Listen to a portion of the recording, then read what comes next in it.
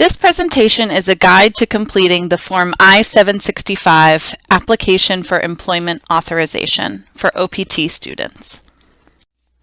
Many students have questions regarding the Form I-765, so this tutorial will answer common questions and provide detailed instructions on completing the form. You may obtain the current version of the Form I-765 from the link here. It is highly recommended to download the form and complete it by typing answers, then printing and signing the application. We do not recommend handwriting the application. Please note that the I-765 is subject to changes, and this video was made for the version released on May 31st, 2018.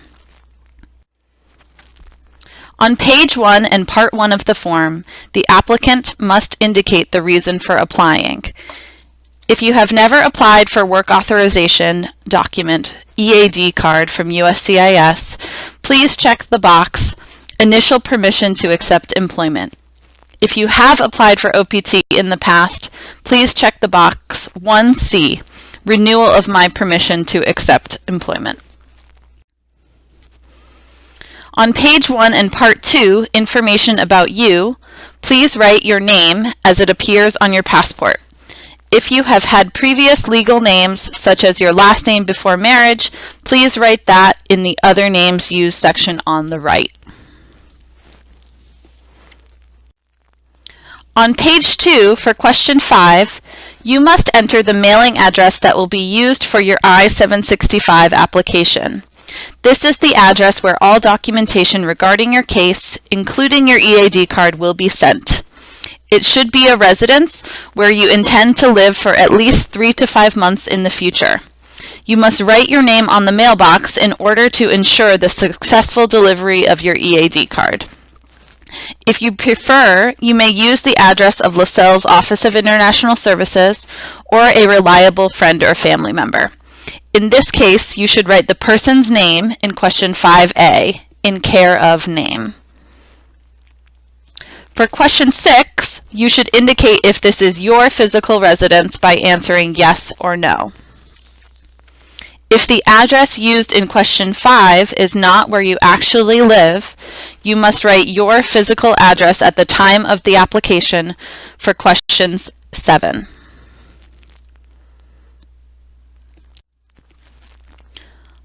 On page 2, in the section called Other Information, you should answer questions 8 and 9 if you have previously filed an application with USCIS and if you have an alien registration number or online account number. Answer the personal questions about gender and marital status in questions 10 and 11, and for question 12, answer yes or no if you have ever filed an I-765 application before. For question 13, answer yes or no if you have been issued a Social Security card.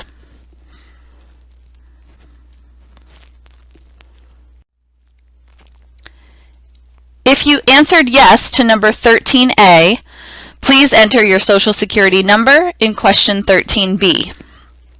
If you do not have a Social Security number, you can select yes on question 14 to apply for one in the OPT application process.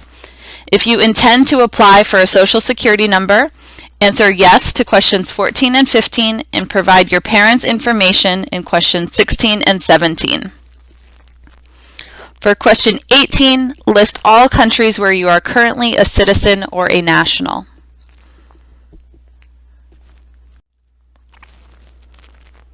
On page 3, enter the information about your place and date of birth in questions 19 and 20.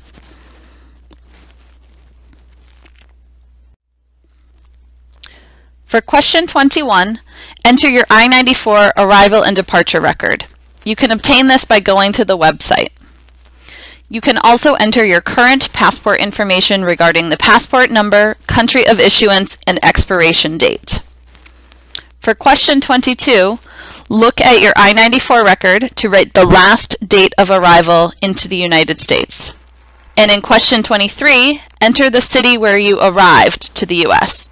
Note that this may be different than your final destination. For questions 24 and 25, enter your immigration status, the most recent time that you arrived in the U.S., and your current status, such as F1 student. For question 26, enter the SEVIS number on your I-20. On page 3, on the right column, under the Eligibility Category section, you must answer question 27. For post-completion OPT used after graduation, enter the code C3B. For pre-completion OPT used during your academic program, enter the code C3A.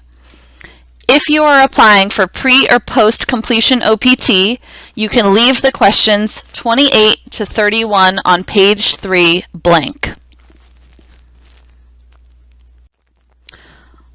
On page 4, in part 3, applicant statement, consent, information, declaration, certification, and signature, start with the application statement section. Select 1A in the contact information section if you have prepared and completed the application yourself. In the contact information section, enter your phone number in the daytime phone number section and mobile phone section, and enter your personal email address. Finally, on the right side in the applicant's signature section, type the date that you completed the form. Then you should save and print the completed form. Sign on the form in pen. Do not use an electronic signature for the form I-765. Starting on page 4 until page 6 is for parts 4 and 5, interpreter and preparer statement. If you did not use the services of an interpreter or preparer, you may leave all of the questions in part 4 and 5 blank. On page 7 in section 6, additional information, you may use this space for additional information if you did not have enough space to answer questions in the previous sections of the application.